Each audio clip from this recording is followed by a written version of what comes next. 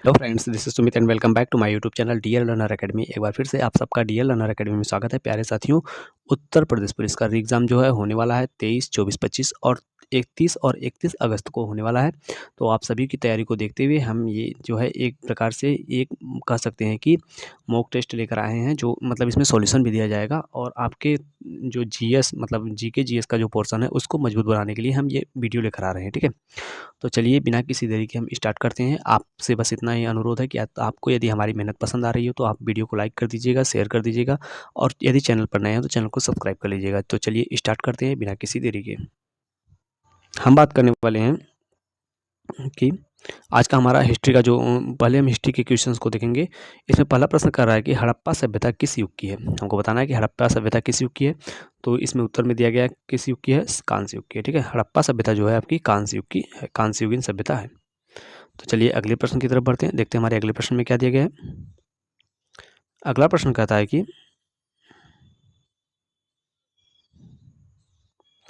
अगला प्रश्न हमारा कहता है कि हड़प्पा सभ्यता की खोज किस वर्ष हुई थी। हमको बताना है कि हड़प्पा सभ्यता की खोज किस वर्ष हुई थी। तो ये हुई थी आपकी 1921 में। ठीक है, 1921 में हड़प्पा सभ्यता की खोज हुई थी। अगले प्रश्न की बात करें तो अगला प्रश्न कहता है हड़प्पा निवासी किस प्रमुख धातु से अपरिचित थे। हमको बताना है कि हड़प्पा के निवासी जो थे वह किस प्रमुख धातु से अपरिचित थे। तो वे आप कह सकते हैं कि लोहा से अपरिचित थे। ठीक है, लोहा इसका सही जवाब होगा, लोहा। हड़प्पा वासी जो थे वे लोहा से अपरिचित थे। अगले प्रश्न की बात करें, अगला प्रश्न कहता है कि सिंधु घाटी सभ्यता में विशाल स्नानागार कहाँ पाया गया है। सिंधु घाटी सभ्यता में जो है विशाल स्नानागार आपका मोहनजोदड़ो में पाया गया है। मोहनजोदड़ो इसका सही जवाब होगा। ठीक है, मोहनजोदड़ो में पाया गया है। अगले प्रश्न की तरफ चलते हैं। अगला प्रश्न कहता है कि भारत में खोजा गया सबसे पुराना शहर कौन सा था। तो भारत में खोजा गया सबसे पुराना शहर आपका था कौन सा, हड़प्पा। हड़प्पा शहर सबसे पुराना शहर था। अगले प्रश्न की बात करें तो अगला प्रश्न कहता है कि हड़प्पा सभ्यता में हल से जोते गए खेत के साक्ष्य कहाँ से मिले हैं। तो हड़प्पा सभ्यता में हल से जोते गए खेत के साक्ष्य आपके कालीबंगा से प्राप्त हुए हैं। ठीक, कालीबंगा इसका सही जवाब है। अगले प्रश्न की बात करें तो अगला प्रश्न कहता है कि कालीबंगा स्थल राजस्थान के किस जिले में स्थित है। तो कालीबंगा स्थल जो है राजस्थान के कहाँ पर स्थित है, हनुमानगढ़। ठीक, हनुमानगढ़ इसका सही जवाब है।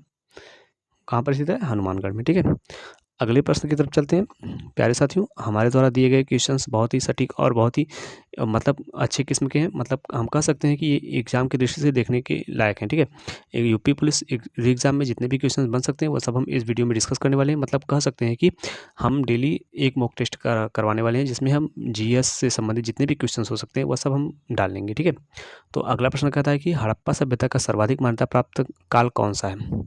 तो हड़प्पा सर्वमान्य तिथि बतानी है कि हड़प्पा सभ्यता की सर्वमान्य तिथि कौन सी है। तो यह है 2500 ईसा पूर्व से 1700 ईसा पूर्व जो है। ठीक है, यह सर्वमान्य तिथि है। अगला प्रश्न का क्या कहता है, अगला प्रश्न है कि भारत की आर्थिक राजधानी क्या है। हमको बताना है कि भारत की आर्थिक राजधानी क्या है। तो भारत की जो है आर्थिक राजधानी जो है वो है आपकी मुंबई। ठीक, मुंबई शहर भारत की आर्थिक राजधानी है। अगला प्रश्न है जैन धर्म के प्राचीन आगम ग्रंथों की भाषा क्या थी। तो जैन धर्म के प्राचीन आगम ग्रंथों की भाषा जो थी वो आपकी थी प्राकृत। ठीक, प्राकृत इसका सही जवाब है। चलिए अगले प्रश्न की तरफ बढ़ते हैं, देखते हैं हमारे अगले प्रश्न में क्या दिया गया है। अगला प्रश्न कहता है कि किस चीनी शासक ने 1341 ईस्वी में मोहम्मद बिन तुगलक के दरबार में अपना राजदूत भेजा था। तो कौन सा चीनी शासक था जो 1341 ईस्वी में मोहम्मद बिन तुगलक के दरबार में अपना राजदूत भेजा था। तो वो था आपका तोगन तिमूर। ठीक, ऑप्शन मतलब उत्तर में होगा क्या, तोगन तिमूर। अगले प्रश्न की बात करें, अगला प्रश्न कहता है कि मयूर सिंहासन किसने बनवाया था। तो शाहजहां ने मयूर सिंहासन को बनवाया था। ये इसका बिल्कुल सही जवाब है, शाहजहां। ठीक है, शाहजहां ने मयूर सिंहासन को बनवाया था। अगला प्रश्न है शाहजहां की बेगम का क्या नाम था। तो शाहजहां की बेगम का नाम मुमताज़ था। आप सभी को पता होना चाहिए कि मुमताज़ की ही याद में उन्होंने ताजमहल बनवाया था शाहजहां ने। तो शाहजहां की बेगम का नाम मुमताज़ था। अगला प्रश्न क्या कहता है, अगर हम अगले प्रश्न की बात करें तो अगला प्रश्न हमारा कहता है कि मयूर सिंहासन को बनाने वाला कलाकार का क्या नाम था। कभी कभी पूछ देता है कि इसको बनाने वाले कलाकार कौन थे। तो आप कह सकते हैं कि बादल खान। मयूर सिंहासन को बनाने वाले कलाकार का नाम बादल खान था। अगले प्रश्न की बात करें तो अगला प्रश्न कहता है कि दिल्ली के सुल्तानों में ऐसा कौन था जिसने योग्यता के आधार पर पद देना प्रारंभ किया। मतलब जिसकी जो योग्यता रही उस हिसाब से उसने पद देना प्रारंभ किया था। दिल्ली के सुल्तानों में ऐसा कौन था। तो मोहम्मद बिन तुगलक। ठीक, मोहम्मद बिन तुगलक था जिसने योग्यता के आधार पर पद देना प्रारंभ किया था। अगले प्रश्न की बात करें तो अगला प्रश्न कहता है कि मोहम्मद बिन तुगलक ने अपनी राजधानी कहाँ स्थानांतरित की। तो मोहम्मद बिन तुगलक ने अपनी जो राजधानी थी उसे दौलताबाद में स्थानांतरित की थी। ठीक, दौलताबाद इसका सही जवाब होगा। ठीक, कौन सा? दौलताबाद। अगले प्रश्न की बात करें तो अगला प्रश्न कहता है कि मोहम्मद तुगलक के दरबार में किसने 17 साल गुजारे? तो मोहम्मद तुगलक के दरबार में 17 साल किसने गुजारे थे? बर्नी ने गुजारे थे। ठीक है, बर्नी इसका सही जवाब है। अगला प्रश्न क्या कहता है? अगला प्रश्न है कि कृषि के विकास के लिए मोहम्मद बिन तुगलक ने किस विभाग की स्थापना की? तो कृषि के विकास के लिए मोहम्मद बिन तुगलक ने दीवान ए कोही नामक जो एक विभाग था उसकी स्थापना की थी। किसकी? दीवान ए कोही। दीवान ए कोही जो विभाग था वो किससे संबंधित था? कृषि से संबंधित था। इसकी स्थापना किसने की थी? मोहम्मद बिन तुगलक ने की थी। अगला प्रश्न क्या कहता है? मोहम्मद बिन तुगलक ने किसे चीन के शासक तोगन तिमूर के दरबार में अपना राजदूत बनाकर भेजा था? तो इब्न बतूता को भेजा था। ठीक, इब्न बतूता इसका सही जवाब है। इब्न बतूता को भेजा गया था। अगला प्रश्न है, मोहम्मद बिन तुगलक को मानसिक रूप से विक्षिप्त किसने माना? तो मानसिक रूप से विक्षिप्त किसने, यानी एक प्रकार से कह सकते हैं कि पागल, ब्रिटिश इतिहासकार एल्फिंस्टन। ठीक, ब्रिटिश कलाकार थे, इतिहासकार थे एक एल्फिंस्टन। उन्होंने मोहम्मद बिन तुगलक को मानसिक रूप से विक्षिप्त माना था। ठीक है, अगला प्रश्न क्या कहता है? चलिए अगले प्रश्न को देखते हैं। महावीर ने जैन धर्म के सिद्धांतों में कौन सा सिद्धांत जोड़ा? तो महावीर ने जो जैन धर्म के सिद्धांत है उसमें ब्रह्मचर्य सिद्धांत नहीं था, इसे किसने जोड़ा था? महावीर स्वामी ने जोड़ा था। ठीक है, अगले प्रश्न की बात कर लेते हैं। अगला प्रश्न कहता है कि महावीर के निर्वाण के बाद जैन संघ का अगला अध्यक्ष कौन हुआ? तो महावीर के निर्वाण के बाद जैन धर्म संघ का अगला अध्यक्ष जो था वह सुधर्मन था। ठीक, सुधर्मन इसका बिल्कुल सही जवाब है। अगला प्रश्न है, वैदिक काल में यव किसे कहा जाता था? तो यव जो है जव को कहा जाता था। आप सभी को पता होगा, यानी आप सभी ने देखा होगा, यव को ही जव कहते हैं। ठीक है, जव को ही यव कहते हैं। अगले प्रश्न की बात करें तो दिलवाड़ा के प्रसिद्ध जैन मंदिरों को बनवाया था, किसने बनवाया था? तो जो दिलवाड़ा के प्रसिद्ध जैन मंदिर थे उसको बनवाने का कार्य किसने किया था? तो सोलंकियों ने किया था। सोलंकी इसका सही जवाब है। अगला प्रश्न है, बौद्ध धर्म के प्रवर्तक गौतम बुद्ध का जन्म कब और कहाँ हुआ था? तो बौद्ध धर्म के प्रवर्तक गौतम बुद्ध का जन्म जो है 563 ईसा पूर्व में लुम्बिनी में हुआ था। ठीक, लुम्बिनी इसका सही जवाब है, 563 ईसा पूर्व। अगले प्रश्न की बात करें तो शाक्य राजवंश के किस राजकुमार ने एक महान धर्म की स्थापना की? तो शाक्य राजवंश के एक जो राजकुमार थे सिद्धार्थ। ठीक, इन्होंने ही महान धर्म की स्थापना की थी। ठीक है, अगले प्रश्न की बात कर लेते हैं। अगला प्रश्न क्या कहता है? आर्यों का प्रारंभिक जीवन निर्भर था। आर्यों का प्रारंभिक जीवन निर्भर था। एक मिनट, जो ये सिद्धार्थ है ये कौन थे? ये किसके बचपन का नाम था? ये प्रश्न आपको हमें कमेंट बॉक्स में बताना है। ठीक, आप कमेंट कर सकते हैं कि ये किसके बचपन का नाम था? सिद्धार्थ। चलिए अगले प्रश्न की तरफ बढ़ते हैं। अगला प्रश्न कहता है कि आर्यों का प्रारंभिक जीवन निर्भर था। आर्यों का प्रारंभिक जीवन किस पर निर्भर था? तो पशुचरण पर। ठीक, पशुचरण पर आर्यों का प्रारंभिक जीवन निर्भर था, ये इसका सही जवाब है। अगला प्रश्न क्या कहता है? चित्रित धूसर मृदभांड का संबंध किस काल से है? तो चित्रित धूसर मृदभांड का संबंध वैदिक सभ्यता से। वैदिक सभ्यता इसका सही जवाब होगा, वैदिक सभ्यता। ठीक, अगले प्रश्न की बात कर लेते हैं। कनिष्क बौद्ध धर्म की किस शाखा का अनुयायी था जिसका प्रसार उसने मध्य एशिया व सुदूर पूर्व में किया? तो कनिष्क जो था महायान बौद्ध धर्म की शाखा का अनुयायी था जिसका प्रसार उसने मध्य एशिया व सुदूर पूर्व में किया था। वो किस शाखा का था? महायान। ठीक है, महायान इसका बिल्कुल सही जवाब है। चलिए अगले प्रश्न की तरफ बढ़ते हैं। अगला प्रश्न कहता है कि कला की मथुरा शैली में मूर्तियों का निर्माण हुआ है। तो कला की मथुरा शैली में मूर्तियों का निर्माण कैसे हुआ था? रेड सैंड स्टोन से। ठीक, रेड सैंड स्टोन इसका सही जवाब होने वाला है। कला की मथुरा शैली में मूर्तियों का निर्माण रेड सैंड स्टोन से हुआ है। प्यारे साथियों, हमने जो है इतिहास से संबंधित यानी हिस्ट्री से संबंधित जितने भी इंपॉर्टेंट क्वेश्चन बन सकते थे वह सब हमने देख लिए। अब हम थोड़ा सा चलते हैं किसकी तरफ? पॉलिटिकल की तरफ, यानी संविधान से संबंधित जितने भी क्वेश्चन हो सकते हैं वो सबको देखेंगे। ये नहीं है कि एक ही दिन में हम खत्म करने वाले हैं, डेली हम इससे संबंधित क्वेश्चन लाते जाएंगे, यानी पॉलिटी से और हिस्ट्री से, आपका इकोनॉमिक्स से, आपका जो भी बच रहा है उन सबसे हम डेली क्वेश्चन लाते रहेंगे। तो चलिए हम थोड़ा सा आज पॉलिटी के क्वेश्चन को देखते हैं। अब यहीं पर हम पॉलिटी के क्वेश्चंस भी देख लेते हैं। देखते हैं कि सबसे कम उम्र और सबसे अधिक उम्र में भारत के प्रधानमंत्री का पद क्रमशः किसने संभाला था? मतलब सबसे कम उम्र के कौन थे और सबसे अधिक उम्र के प्रधानमंत्री हमें बताना है। ठीक, सबसे कम उम्र के जो थे आपके वो कौन थे? राजीव गांधी। और सबसे अधिक उम्र के मोरारजी देसाई, मतलब सबसे पूरा बुजुर्ग व्यक्ति कौन थे? मोरारजी देसाई, जिन्होंने प्रधानमंत्री का पद संभाला था। ठीक है, अगले प्रश्न की बात करें तो अगला प्रश्न कहता है कि प्रधानमंत्री पद पर सबसे कम समय के लिए कौन आसीन रहे? तो प्रधानमंत्री पद पर सबसे कम समय के लिए आपके चौधरी चरण सिंह आसीन रहे। चौधरी चरण सिंह इसका सही जवाब है। अगला प्रश्न क्या कहता है? 2 बार कार्यवाहक प्रधानमंत्री के रूप में किसने कार्य किया? तो आपको बताना है कि 2 बार कार्यवाहक के रूप में किसने कार्य किया था प्रधानमंत्री के रूप में, तो गुलजारी लाल नंदा जो थे वह 2 बार कार्यवाहक प्रधानमंत्री के रूप में कार्य किए थे। अगले प्रश्न की बात करें तो किस प्रधानमंत्री की मृत्यु उनके कार्यकाल के दौरान हुई थी, तो जवाहरलाल नेहरू, लाल बहादुर शास्त्री और इंदिरा गांधी। जवाहरलाल नेहरू, लाल बहादुर शास्त्री, इंदिरा गांधी की मृत्यु जो है उनके कार्यकाल के दौरान हुई थी, ये इसका सही जवाब है। ठीक है, अगले प्रश्न की बात करें तो अगला प्रश्न कहता है भारतीय संविधान किस दिन लागू हुआ, तो भारतीय संविधान जो है आपका 26 जनवरी 1950 को लागू हुआ था, ये इसका सही जवाब है 26 जनवरी 1950 को।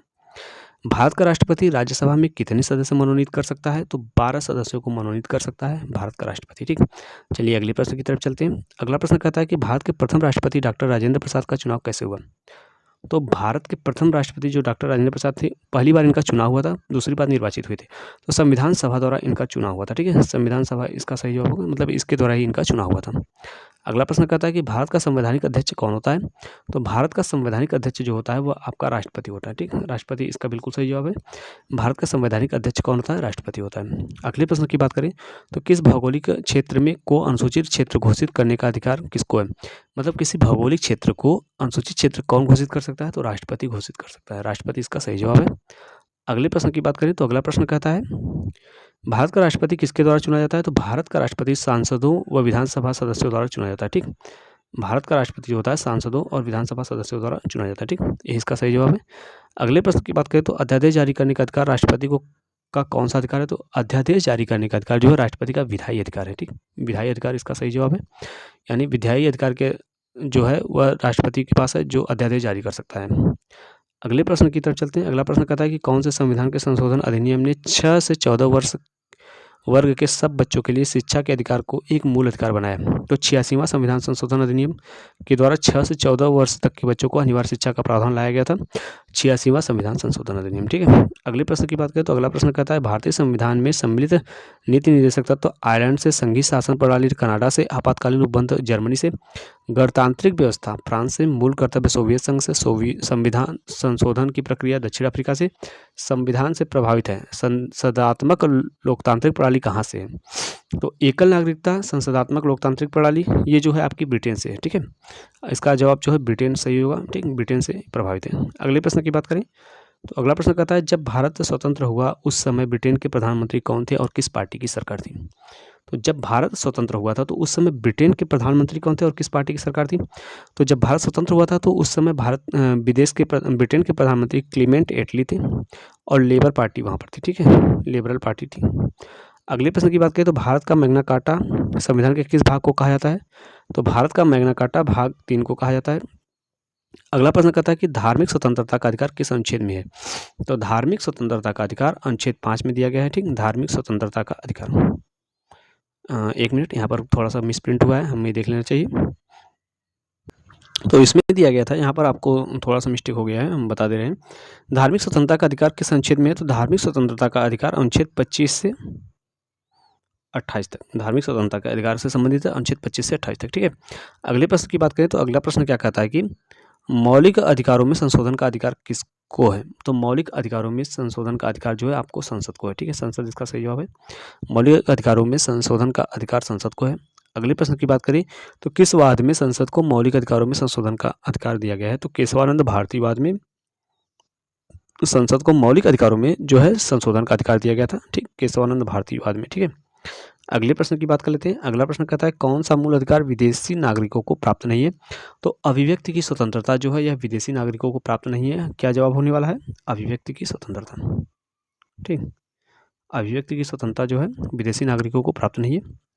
अगले प्रश्न की बात कर लेते हैं। अगला प्रश्न कहता है कि 6 से 14 वर्ष की आयु तक शिक्षा का अधिकार कैसा अधिकार है, तो 6 से 14 वर्ष तक की शिक्षा का अधिकार जो है मूल अधिकार है, ये इसका बिल्कुल सही जवाब है, मूल अधिकार। ठीक, अगले प्रश्न की बात करें तो अगला प्रश्न कहता है कि डॉक्टर भीमराव अंबेडकर ने किसे संविधान का हृदय एवं आत्मा कहा है, तो संवैधानिक उपचारों का अधिकार अनुच्छेद 32 के तहत जो है डॉक्टर भीमराव अंबेडकर ने इसे संविधान की आत्मा एवं हृदय एवं आत्मा कहा है। ठीक, संवैधानिक उपचारों का अधिकार किसके अंतर्गत है, अनुच्छेद 32 के अंतर्गत, ये इसका बिल्कुल सही जवाब है। ठीक, अगला प्रश्न है मौलिक अधिकारों को लागू करने के लिए रीट कहाँ दायर की जाती है, तो उच्चतम न्यायालय में दायर की जाती है। मौलिक अधिकारों को लागू करने के लिए रीट जो है उच्चतम न्यायालय में दायर की जाती है। अगले प्रश्न की बात करें तो किस याचिका का शाब्दिक अर्थ होता है हम आदेश देते हैं, परमादेश।